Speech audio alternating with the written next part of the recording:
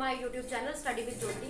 So last lecture में हमने stat का तो कॉन्सेप्ट क्लियर कर ही लिए थे, मतलब सारे दो चैप्टर हमारे फिनिश हो चुके हैं। तो अभी इसमें डिस्कस करने वाले जो मैंने इंस्टाग्राम पे क्वेश्चंस डाले हुए हैं पोस्ट बना के, ठीक है। तो हम वो 5-6 क्वेश्चन आई थिंक, तो 1 to 1 क्वेश्चन लेके चलते हैं। तो जो फर्स्ट क्वेश्चन है वो हमारे पास है ये वाला। तो कईयों ने मतलब इसके आंसर बिल्कुल सही करे थे, ठीक है, और आई थिंक कईयों ने ट्राई भी किए होंगे, आई होप सो। तो ये हमारा क्वेश्चन क्या है, in a small company average salary of 3 employees is $1000 per week.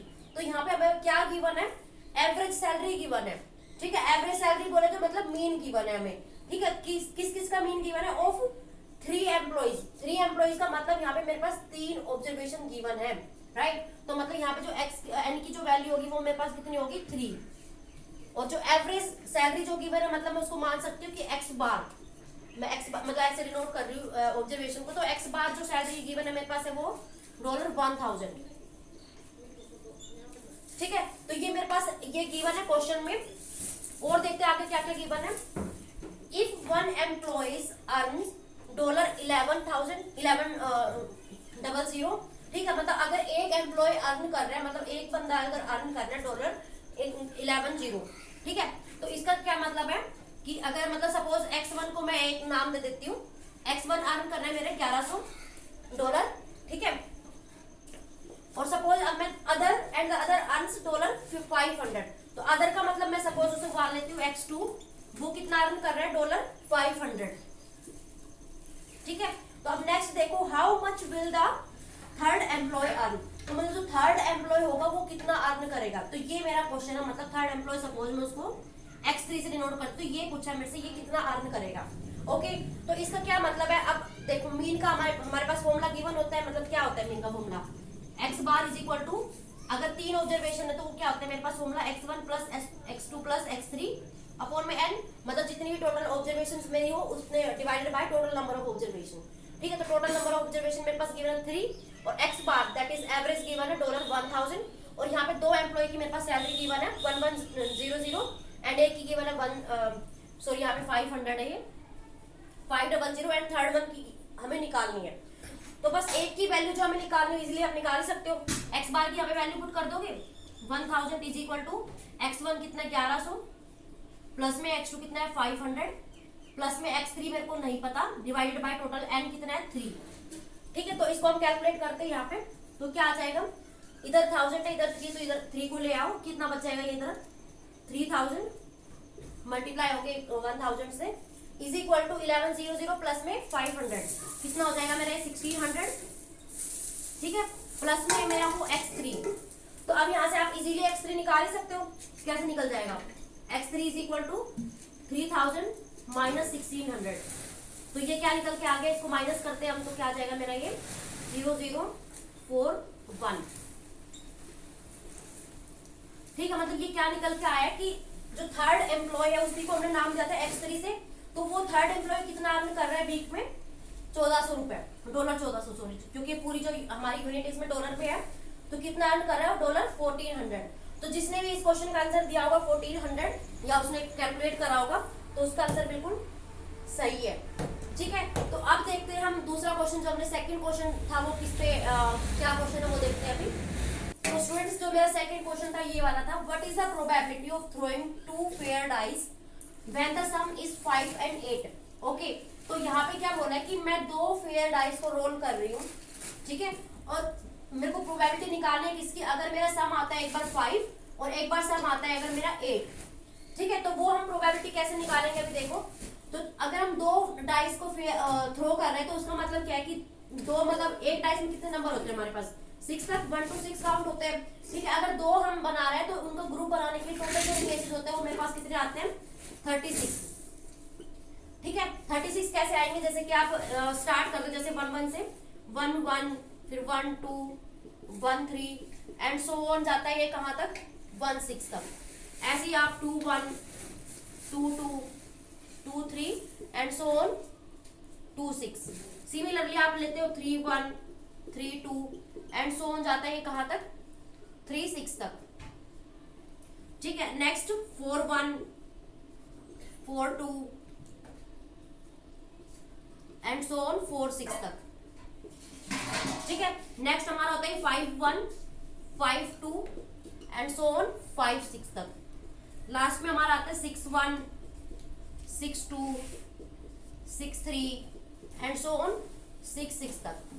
ठीक है, तो ये मेरे पास जो टोटल अगर आप काउंट करोगे ऐसे 1 2 3 4 5 6 6 सब में आएंगे, एक 6 इसमें बन रहे हैं, 6 इसमें, सब में 6, तो सबको आप काउंट करते हो तो 6 इंटू 6 करके भी हमारा कितना आता है 36। तो ये तो हो गया मेरे पास total number of outcomes, sorry total number of possible ways. तो ये क्या हो गया हमारे 36। ठीक है, अब मुझे निकालना क्या है, इसमें प्रोबेबिलिटी निकालनी है उसकी जिसका सम आ रहा हो 5।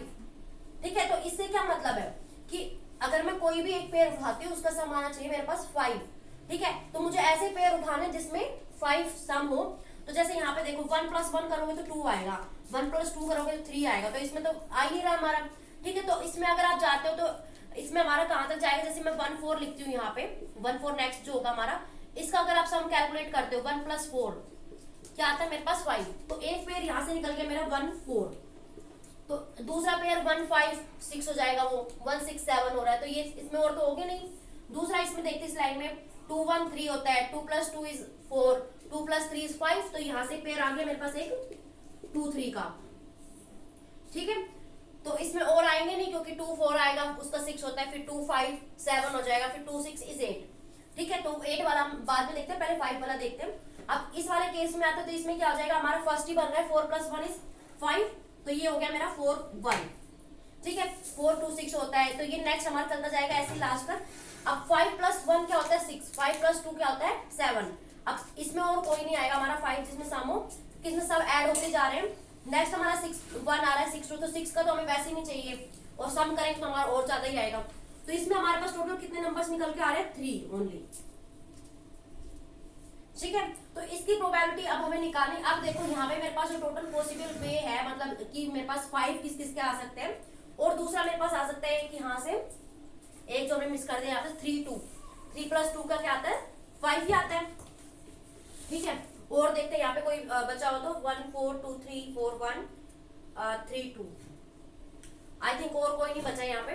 ठीक है, तो यहाँ पे जो टोटल पॉसिबल वे कितने हो गए 1 2 3 4, ये हो गए मेरे पास 4 कि कितने मतलब नंबर ऑफ वेज जो होते हैं, तो वो आगे 4। तो प्रोबेबिलिटी हम कैसे निकालते हैं, ऊपर जो नंबर ऑफ पॉसिबल वेज मतलब जो आउटकम्स आते हैं वो अपॉन में total number of possible ways. तो ये क्या हो गया मेरे पास, जो आउटकम्स आए वो कितने आए 4 डिवाइडेड बाय टोटल जो नंबर आउटकम्स होते हैं हमारे पास, मतलब सॉरी पॉसिबल वेज, वो हमारे पास 36। ठीक है, तो इसको आप कैंसिल करते तो कितना आ जाएगा, ये 4 1 = 4, 4 9 = 36, तो आ जाएगा 1/9। तो अगर मेरे पास सम होता है तो मेरे पास आ रही है प्रोबेबिलिटी 1/9। ओके, तो आप इसको अगर डेसिमल में करना चाहो तो कर सकते हो, अदरवाइज कोई इशू नहीं है। अब नेक्स्ट हम सिमिलरली निकाल सकते हैं 8 का, तो वो आप खुद ट्राई करना और आंसर इसका कमेंट बॉक्स में कर देना कि हम 8 का कैसे निकाल सकते हैं, क्योंकि अब आपको 8 का पता चल गया है कि हम कैसे निकाल रहे हैं प्रोबेबिलिटी। ठीक है, मतलब ऐसे आपको जस्ट क्या करना है, जिसका सम 8 आ रहा हो, जैसे कि फर्स्ट में से तो कोई नहीं आएगा, सेकंड में से कौन सा आ जाएगा हमारा, ये वाला 2 6 वाला, ऐसे फिर दूसरा इसका अपोजिट बन जाएगा 6 2।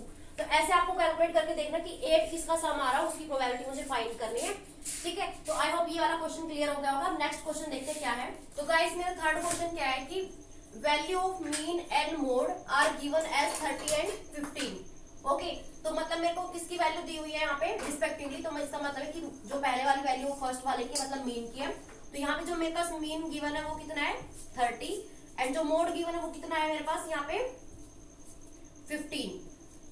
Okay, value of median is, तो मुझे क्या निकालना है यहाँ पे, मीडियन निकालना है। ठीक है, तो आपने ऑलरेडी निकाल लिया होगा ये, तो इसमें हम कैलकुलेट करते हैं कैसे निकालेंगे। तो अगर मेरे पास दो यहाँ पे मतलब मीन और मीडियन दिया हो, या फिर मोड और मीडियन दिया हो, तो मीन की वैल्यू निकालो, या फिर मीन और मीडियन दिया हो मोड की वैल्यू निकालनी है। ठीक है, तो इसमें हमारे पास एक फॉर्मूला होता है जो इन दोनों तीनों के कॉम्बिनेशन से बनता है। वो फॉर्मूला क्या होता है हमारे पास, mode is equal to 3 median minus होता है 2 मीन। ओके, तो इसमें हमें जस्ट वैल्यूज पुट करनी है और हमें किसकी वैल्यू निकालनी है फिर इसकी मीडियन की। तो यहाँ पे वैल्यू पुट करते हैं, मोड की क्या वैल्यू है 15 is equal to 3 into median की हमें निकालनी है, तो इसको एज इट इज रखते हैं हम ऐसे ही। इसको आप सिंपल एक्स से भी पुट कर सकते हो, आपकी चॉइस है वो, माइनस 2 मीन, 2 इंटू मीन कितना है 30, तो इसको सॉल्व करते हैं हम। 15 is equal to 3 median minus 3 two 6, तो दैट इज 60। तो इसको सोल्व करते थोड़ा और, 3 मीडियन इज इक्वल टू क्या हो जाएगा 15 प्लस में 60, तो ये कितना हो जाएगा मेरा 5 और 7। ठीक है, तो गाइस देखो मुझे मीडियन निकालना, तो क्या करूंगी 75 को में 3, तो क्या हो जाएगा मेरा ये 75 को में 3 दैट इज 25। ठीक है, तो ये मेरा आप देखो कौन सा ऑप्शन मैच करेगी, निकल गया मेरा क्या मीडियन। अब देखते हैं कौन सा ऑप्शन मेरा सही है, तो ऑप्शन ए ही मेरा सही है। यहाँ पे देखो 25 आ रहा है, मेरा आंसर इससे मैच कर रहा है 25। ठीक है, तो कौन सा ऑप्शन करेक्ट है यहाँ पे, ए वाला। तो मतलब जो मीडियन की वैल्यू कितनी निकली मेरी 25। ओके, तो ये था हमारा ये वाला क्वेश्चन। और नेक्स्ट देखते हैं कौन सा क्वेश्चन है अभी। तो गाइस जो हमारा नेक्स्ट क्वेश्चन है वो क्या है, अ variate x takes values 2, 9, 3, 7, 5, 4, 3, 2 and 10, what is the median. तो मुझे यहाँ पे निकालना क्या है, मीडियन निकालना है। तो मीडियन आपको पता ही क्या होता है कि हम पहला स्टेप हमारा होता है कि अरेंज करना, या तो डिसेंडिंग ऑर्डर में अरेंज करो या फिर उसे असेंडिंग ऑर्डर में अरेंज करो। ठीक है, उसके बाद हम देखते हैं कि मिड की वैल्यू कौन सी, वो हमारा होता है मीडियन। अब उसमें मेरे पास दो केसेस आते हैं कि इवन है या फिर ओड है टर्म्स मेरी। ठीक है, ओड टर्म्स में तो मेरा जैसे सपोज मेरे पास 5 वैल्यूज है, तो 1 2 3 4 5 है सपोज। ठीक है, ये 5 वैल्यूज गिवन है, तो 2 इधर की छोड़ो, 2 इधर की, बीच वाली हो जाएगी मेरी मीडियन। तो ये ओड नंबर में था। अगर मेरी इवन में हुई, सपोज 4 वैल्यूज गिवन है मेरे को, ठीक है, तो सपोज ये 1 2 3 4 गिवन है, तो अब इसमें मैं मीडियन कौन सा निकालूं, 2 दूं या फिर 3 को लिखूं, मतलब मीडियन। तो इस केस में हम क्या करते हैं कि बीच की जो दो वैल्यू होगी, ठीक है, उसका हम लेते हैं एवरेज। क्या लेते हैं, एवरेज। तो यहाँ पे जो 2 और 3 है इसका हम ले लेंगे एवरेज, तो ये हो जाएगा हमारा क्या, मीडियन। तो हम इस तरीके से हम बेसिकली मीडियन देखते हैं। तो अब इस क्वेश्चन में देखते हैं पहले क्या करना होता है, अरेंज करना होता है। तो अरेंज करते हैं पहले से असेंडिंग ऑर्डर में, सपोज हम अरेंज करते हैं। तो पहला सबसे छोटा नंबर क्या है 2, फिर आ जाएगा एक बार 2 और यहाँ पे, फिर है हमारा 3, फिर 3 4 और 2 बार 3 हो गया, उसके बाद है 4 5 7 9 एंड 10। ठीक है, तो ये थी हमारे पास वैल्यूज जिसको हमने अरेंज कर लिया, ये किसमें, असेंडिंग ऑर्डर में। ठीक है, तो टोटल वैल्यूज एक बार काउंट कर लेते हैं, इतनी एक है 3 6 और 9, 3 3 6 और, तो हमने बिल्कुल सही करा है। अब हम देखते हैं इसमें मीडियन क्या है। तो यहाँ पे टोटल वैल्यूज कितनी है मेरे पास 9। तो 9 का मतलब है कि ओड नंबर है यहाँ पे, मतलब ओड नंबर में मेरी टर्म्स गिवन है। ठीक है, तो ओड नंबर में गिवन है, मतलब क्या करेंगे, सीधा मेरा एक बार में मीडियन निकल जाएगा। आधी इधर छोड़ो, आधी टर्म्स उधर छोड़ो, जो बीच का होगा वो मेरा मीडियन। ठीक है, तो यहाँ पे देखो क्या हो जाएगा, 4 ये हो गई इधर और 4 टर्म्स ये वाली हो गई। ठीक है, तो इनको निकाल लो, बची क्या मेरे पास 4। तो ये क्या हो गया मेरा मीडियन। तो ये सबसे इजी क्वेश्चन था, आई होप ये सबका हो ही गया होगा। ठीक है, तो ये हमारा यहाँ पे मीडियन कितना आ गया 4 ओनली। ठीक है, तो इसमें आप ऑप्शन में देखते हैं कौन सा ऑप्शन करेक्ट है। ए गिवन है मेरे पास 2, तो ये तो नहीं है क्योंकि मेरा मीडियन है 4। नेक्स्ट ऑप्शन है 4, तो मतलब ये वाला मेरा ऑप्शन बिल्कुल सही है। नेक्स्ट 7 है, ये भी नहीं है, ये भी नहीं है, तो करेक्ट ऑप्शन हो गया मेरा 4। ठीक है, तो आई होप ये वाला क्वेश्चन आप सबको क्लियर हो गया होगा। देखते हैं नेक्स्ट क्वेश्चन हम। तो गाइस हमारा जो लास्ट क्वेश्चन है वो ये वाला है, the run scored by a batsman in 5 ODIs। 5 ODIs का मतलब क्या है कि मेरे पास यहाँ पे टोटल ऑब्जर्वेशंस गिवन है, दैट इज n 5। ठीक है, उसकी वैल्यूज मेरे पास ये वाली गिवन है, मतलब 5 ODIs जितनी भी है ODIs।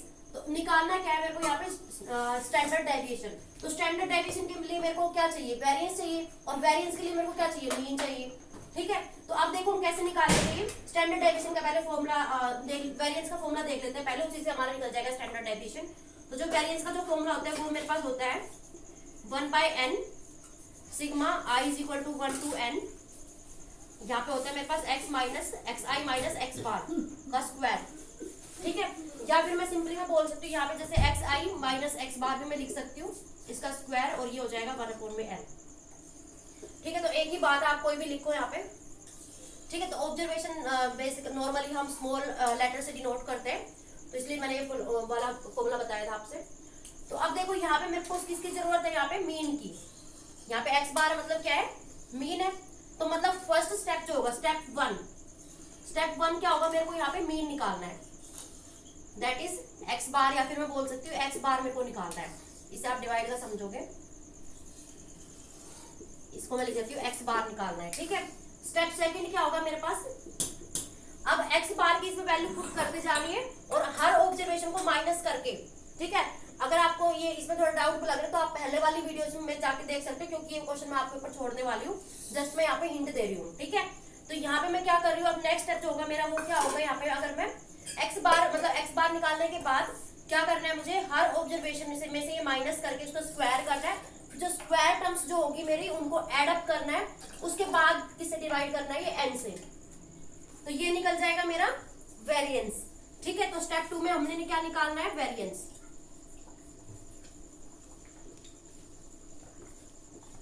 ओके, अब आता है मेरा स्टेप 3।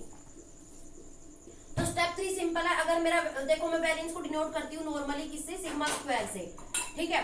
तो स्टैंडर्ड डेविएशन होता है मेरा जो ये स्क्वायर होता है, अगर ये इधर मैं इसका अंडर रूट कर देती हूँ तो, ठीक है। मतलब जैसे कि ये है मेरा पूरा ये मेरा जो वेरिएंस निकलेगा, ठीक है। अगर मैं उसको स्क्वायर रूट कर दूं इधर तो ये निकल जाएगा मेरा स्टैंडर्ड डेविएशन। सपोज मेरे पास गिवन है 4, सपोज मेरे पास वेरिएंस निकलता है, ठीक है, ये निकलता है वेरिएंस, मतलब एज एन एग्जांपल बता रही हूँ।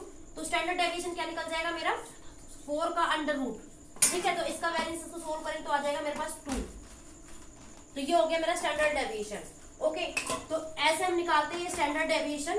तो इसमें आपको यही करना है, पहले मीन निकालना है, मीन के बाद ये सारी वैल्यूज कैलकुलेट करके वेरिएंस निकालना है, वेरिएंस के बाद आपको स्क्वायर रूट कर देना जो भी वैल्यू निकलेगी, उसके बाद मेरा निकल जाएगा ये स्टैंडर्ड डेविएशन, ठीक है। तो ये आपको कमेंट बॉक्स में कमेंट करना है कि क्या इसका आंसर आएगा सोल्व होके। ओके, तो आई होप आपको ये सारे क्वेश्चंस क्लियर हो गए होंगे। अगर कोई डाउट फिर भी आता है तो आप कमेंट सेक्शन में कमेंट कर ही सकते हैं, जो मैं आपको बता दूंगी उसके थ्रू। ओके, सो मिलते हैं नेक्स्ट वीडियो में। Bye bye, take care.